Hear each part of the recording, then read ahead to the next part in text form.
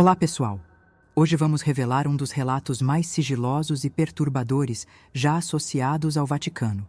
Um episódio que permaneceu por décadas trancado atrás de portas que poucos têm permissão para abrir.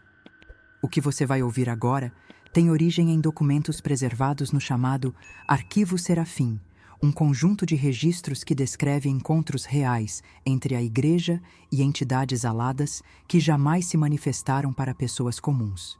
De acordo com esses arquivos, tais criaturas só apareciam diante de líderes religiosos de altíssimo grau, homens selecionados por sua disciplina absoluta, por suas décadas de silêncio e pela obediência irrestrita aos protocolos mais antigos da Igreja. Esses seres não surgiam de forma espontânea.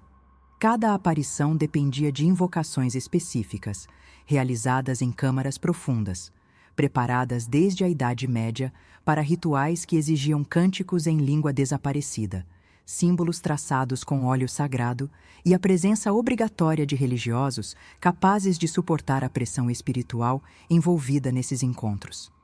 Durante o século XIX, um desses encontros foi registrado com detalhes no Vaticano. Em 1824, um cardeal de grande prestígio chamado Lorenzo di Montreale conduziu um ritual completo, utilizando instruções preservadas desde os primeiros séculos do cristianismo. O ambiente onde ocorreu o ritual era uma sala de pedra, sem janelas, localizada sob a nave principal da Basílica de São Pedro. Ele descreveu que, após a invocação, a temperatura despencou repentinamente e a luz das velas pareceu curvar-se contra as paredes, como se o próprio espaço estivesse sendo distorcido. A entidade que surgiu não tinha voz, mas se comunicava por pensamento direto, claro e penetrante. Segundo o cardeal, era como se a mente humana fosse forçada a escutar algo para o qual não estava preparada. A figura tinha pele clara, quase translúcida, e emanava uma luz viva, cujos contornos pareciam vibrar. O relato desse encontro não era voltado à devoção, mas à informação. O ser alado transmitiu ao cardeal mensagens sobre o curso da história humana e eventos que ainda estavam por vir. Lorenzo anotou tudo em um diário pessoal, onde descreveu a experiência como uma imersão em outra camada da realidade. O diário foi selado com cera carmim e arquivado sob vigilância máxima, sendo acessado apenas por 3 outros membros do clero ao longo das décadas seguintes. Após o encontro, o cardeal passou a sofrer de distúrbios intensos, insônia constante, visões noturnas e episódios de desorientação durante missas. Esses sintomas foram anotados em registros médicos da época e mais tarde comparados com os de outros religiosos que passaram por experiências semelhantes, sugerindo um padrão de efeitos colaterais espirituais e mentais recorrentes. A presença dessas entidades, segundo os documentos, não era acidental. Elas surgiam em momentos de transição global, com o objetivo de orientar decisões estratégicas tomadas nos bastidores da Igreja. Registros do século XVI, durante o papado de Pio IV, já mencionavam visitas periódicas desses seres, sempre associadas a eventos de grande impacto, como pandemias, guerras ou mudanças no cenário político europeu. Um desses relatos, datado de 1563, descreve uma aparição ocorrida durante uma reunião do Colégio dos Cardeais, na qual foi discutida uma possível cisão interna na Igreja. Os relatos foram cuidadosamente codificados, mas fazem menção direta a uma entidade que trazia a marca da claridade eterna e falava de futuros que ainda não haviam sido escritos. No século XVIII, um memorando de 1791 relata uma visita extraordinária, cuja previsão se confirmou com exatidão inquietante. 3 cardeais, cujos nomes foram propositalmente riscados dos registros, documentaram que a entidade anunciara o fim iminente da monarquia francesa e a queda brutal da aristocracia. O texto detalhava datas, locais e até os nomes de envolvidos nos julgamentos e execuções que marcariam a Revolução Francesa. Diante dessa precisão, o Vaticano intensificou os protocolos de convocação, estabelecendo que tais seres seriam consultados antes de decisões com potencial de desestabilizar a ordem política da Europa. A partir daquele momento, qualquer movimentação internacional com risco de alterar o equilíbrio de poder passaria por uma verificação espiritual silenciosa e rigorosa. No final do século XX, algo fugiu do controle. Um religioso de altíssima hierarquia, cuja identidade permanece oculta, decidiu romper o juramento de silêncio. Após anos sendo um dos poucos autorizados a participar dos rituais, ele procurou um jornalista veterano que vivia em Roma e o convidou para uma conversa informal em um local público. O encontro foi marcado na tradicional Café Sant'Eustáquio, próximo ao Panteão, em um horário de pouco movimento. O religioso chegou discretamente, usando roupas comuns, óculos escuros e comportamento visivelmente nervoso. Escolheu uma mesa ao fundo, distante das demais, e manteve a voz baixa durante toda a conversa. Seu olhar se movia de forma inquieta, como se esperasse ser seguido ou reconhecido a qualquer instante. Durante o encontro, ele revelou que os rituais continuavam a ocorrer, mesmo nos dias atuais, em uma câmara subterrânea do Vaticano chamada de Sala dos Encontros Perpétuos. Essa sala, segundo ele, está localizada 3 níveis abaixo da Capela Sistina e é acessível apenas por um corredor oculto, ausente de qualquer mapa oficial. As invocações ainda seguem os mesmos protocolos antigos, com o uso de símbolos ancestrais, óleo consagrado e cânticos em línguas esquecidas. O religioso garantiu que o último encontro havia ocorrido em 2006, pouco antes da renúncia histórica do Papa Bento XVI, um acontecimento sem precedentes nos últimos 6 séculos. A entidade, naquela ocasião, teria informado que uma mudança necessária se aproximava, exigindo uma transição de poder pacífica devido a um período de intensa tribulação que se aproximava. Essa revelação lançava nova luz sobre um dos episódios mais misteriosos da Igreja Católica moderna. A decisão do Papa Bento XVI, antes inexplicável, começava a fazer sentido sob essa ótica. Segundo o religioso, tais entidades apenas se manifestam quando a humanidade atinge um ponto de inflexão, um momento onde escolhas espirituais precisam ser feitas em escalas globais. Ele afirmou que os encontros não ocorrem por acaso e que cada visita está ligada a um ciclo específico da história humana. Muitos dos eventos que marcaram a trajetória recente do mundo, disse ele, foram previamente informados à cúpula do Vaticano pelas entidades. Mas o mais perturbador era a alegação de que, por orientação direta desses seres, a Igreja jamais deveria interferir, apenas observar e se preparar para o que viria. O jornalista escutava com atenção, mas percebeu que o religioso hesitava a cada nova informação revelada. Sua fala era entrecortada por silêncios longos, olhares desconfiados em direção à rua e uma constante verificação ao redor. Ele parecia viver um dilema interno. De um lado, o peso de décadas de fidelidade a votos secretos. De outro, a necessidade crescente de revelar algo que, segundo ele, jamais deveria ter sido escondido.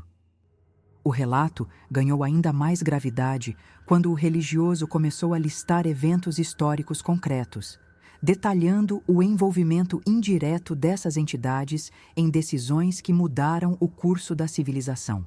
Cada nome citado vinha acompanhado de um gesto cauteloso, como se até as palavras pudessem trazer risco. A conversa caminhava para um ponto de tensão máxima, um limiar entre o sagrado e o proibido.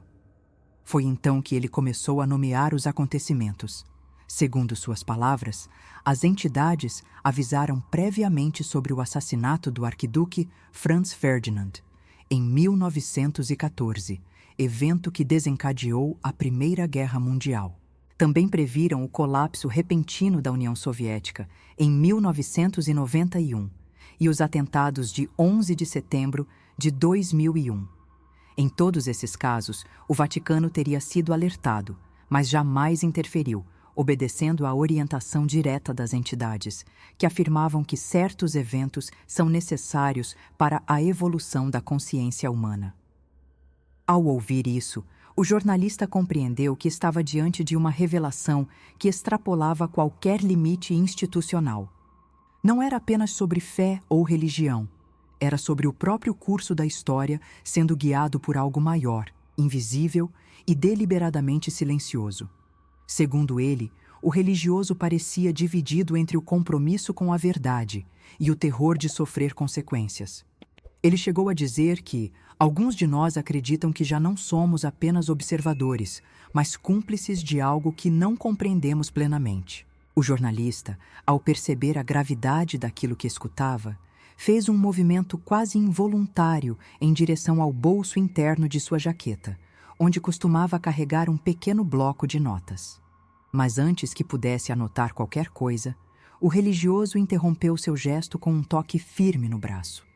Olhou diretamente em seus olhos e sussurrou com um tom entre a súplica e a ameaça. Nada por escrito, apenas sua memória. E mesmo assim, tome cuidado com o que escolher lembrar.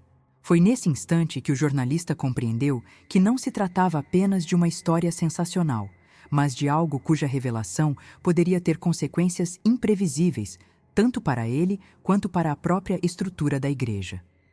Terminada a conversa, ele se levantou em silêncio e saiu do café sem olhar para trás. As ruas de Roma estavam tranquilas naquele final de tarde, mas a mente do jornalista fervilhava. Ele caminhou sem rumo por mais de 1 hora, tentando processar a intensidade do que acabara de escutar. As palavras do religioso ecoavam em sua cabeça, especialmente a ideia de que a igreja havia se tornado cúmplice silenciosa de forças que agiam além da compreensão humana. Ao chegar em casa, resistiu ao impulso de registrar os detalhes imediatamente. Sentia que qualquer tentativa de documentar aquilo tornaria o conteúdo vulnerável. Nos dias seguintes, evitou conversar sobre o encontro com qualquer colega e passou a adotar uma rotina discreta, evitando exposições públicas e recusando convites para eventos jornalísticos. O medo não vinha de uma ameaça direta, mas da sensação constante de estar sendo observado por algo que permanecia à margem da realidade comum. 2 semanas após o encontro, o Vaticano anunciou oficialmente que aquele religioso havia sido afastado de suas funções por motivos de saúde, sendo encaminhado para um período de recuperação em local não especificado. O comunicado era frio, burocrático e cuidadosamente redigido para não levantar suspeitas. No entanto, quem acompanhava a rotina da cúria sabia que aquele afastamento não era comum. O religioso em questão ocupava funções estratégicas e sua ausência foi notada em diversas cerimônias importantes. Desde então, ele nunca mais foi visto publicamente, nem mesmo em celebrações discretas, nas quais sempre tivera presença constante. Surgiram rumores entre membros mais próximos da igreja de que ele havia sido transferido para um mosteiro de clausura nos Alpes suíços, sob vigilância permanente, mas nenhuma confirmação oficial foi emitida. Dias depois da publicação do comunicado, o jornalista recebeu um envelope sem remetente, deixado discretamente em sua caixa de correspondência. Não havia selo, carimbo ou qualquer marca identificável. Ao abri-lo, encontrou apenas uma folha grossa, de textura antiga, com uma frase escrita à mão. Os encontros continuam e não podem ser interrompidos. A caligrafia era firme, cuidadosa, com traços que indicavam formação clássica, o tipo de letra ensinada em seminários e escolas tradicionais da igreja. A ausência de assinatura, de explicação ou de qualquer outro elemento apenas aumentava o peso daquela mensagem. Era como se alguém dentro da própria estrutura estivesse tentando enviar um aviso final, talvez para alertá-lo ou, mais provavelmente, para garantir que o silêncio fosse mantido dali em diante. O jornalista decidiu guardar o envelope em um cofre bancário, longe de sua residência e fora do alcance de qualquer interferência externa. Nunca mais falou publicamente sobre o conteúdo da conversa com o religioso, salvo por uma única menção feita anos depois, durante uma entrevista concedida sob anonimato em um canal de documentários investigativos. Na ocasião, ele apenas disse que havia escutado algo que transformava a maneira como enxergava o mundo e que certos conhecimentos exigem mais do que coragem, exigem a disposição de viver com o peso da dúvida eterna. Desde então, passou a evitar completamente temas ligados à igreja, recusou convites para conferências e abandonou projetos de livros que antes planejara sobre história e religião. Aquela conversa, aparentemente breve, havia redesenhado seus limites pessoais entre o que podia ser dito e o que deveria permanecer em silêncio. Em 2018, um pesquisador independente chamado Marco Salvetti, especializado em história eclesiástica, alegou ter encontrado referências ao arquivo Serafim em documentos digitalizados acidentalmente em uma base de dados pública do Vaticano. As referências apareceram durante uma madrugada, enquanto ele consultava registros sobre concílios antigos. Em menos de 24 horas, os arquivos haviam desaparecido da plataforma, substituídos por uma mensagem de erro. Mas Salvetti conseguiu capturar imagens da tela, e os fragmentos circularam brevemente em fóruns especializados, antes de serem sistematicamente apagados por moderadores que alegavam violações de diretrizes internas. Ele afirmou que os documentos mencionavam diretamente protocolos de invocação ainda em uso e relatos de aparições datadas até o século XXI. Salvetti tentou publicar suas descobertas em periódicos acadêmicos respeitados, mas seus artigos foram rejeitados sem sequer passarem pelo processo de revisão por pares. Em paralelo, começou a receber ligações anônimas que variavam entre conselhos e ameaças veladas. Em uma delas, uma voz masculina apenas disse: "Algumas janelas, quando abertas, não podem mais ser fechadas." A partir daí, ele decidiu encerrar a pesquisa e desapareceu da comunidade investigativa. Fontes próximas afirmaram que ele se mudou para o Canadá, onde passou a trabalhar com análise de dados em uma empresa privada, rompendo qualquer ligação com o meio acadêmico. Recusou entrevistas, apagou seus perfis profissionais e passou a evitar qualquer referência ao episódio. Tudo indicava que ele havia compreendido, da forma mais dura possível, que certas investigações exigem o sacrifício do próprio passado. O que restou foram apenas fragmentos, documentos copiados às pressas, relatos isolados e o desaparecimento silencioso de um religioso que ousou romper com séculos de silêncio institucional. Não há provas definitivas, nem registros acessíveis ao público que possam confirmar integralmente os encontros descritos. Mas há sinais. Pequenos vestígios que continuam surgindo de tempos em tempos, como rachaduras em uma estrutura antiga, sugerindo que há algo maior sob a superfície. Para aqueles que observam com atenção, certos movimentos da Igreja, certas decisões e silêncios prolongados adquirem novo significado, e a ausência total de comentários sobre determinados assuntos torna-se por si só uma forma eloquente de resposta, como se a própria negação fosse um sinal da existência do segredo. Se o que foi revelado por esse religioso for verdade, então o Vaticano não é apenas guardião de segredos espirituais, mas também o elo entre a humanidade e inteligências que ultrapassam qualquer definição convencional de anjos ou seres celestiais. Seres que não atuam por fé ou devoção, mas por objetivos que permanecem indecifráveis. A ideia de que decisões históricas, guerras, revoluções e quedas de impérios tenham ocorrido sob o olhar silencioso dessas entidades altera completamente a noção que temos de livre-arbítrio e soberania. Talvez o que julgamos ser escolhas humanas tenha sido, desde sempre, apenas a superfície visível de um jogo de forças muito mais profundo, travado em câmaras secretas, longe dos olhos do mundo e guiado por luzes que jamais brilharam diante do homem comum.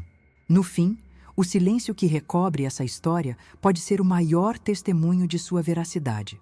Não há desmentidos oficiais, nem tentativas públicas de desacreditar os envolvidos, apenas o esquecimento administrado com precisão. O Vaticano, ao longo dos séculos, aprendeu que o silêncio é uma das formas mais eficazes de controle, e os poucos que ousaram quebrá-lo foram retirados com discrição, substituídos ou esquecidos. Mas os ecos permanecem. Em entrevistas apagadas, em documentos mal arquivados, em sussurros em corredores de pedra, e talvez, para alguns, esses sinais bastem. Pois há verdades que não precisam ser gritadas para se tornarem incontestáveis.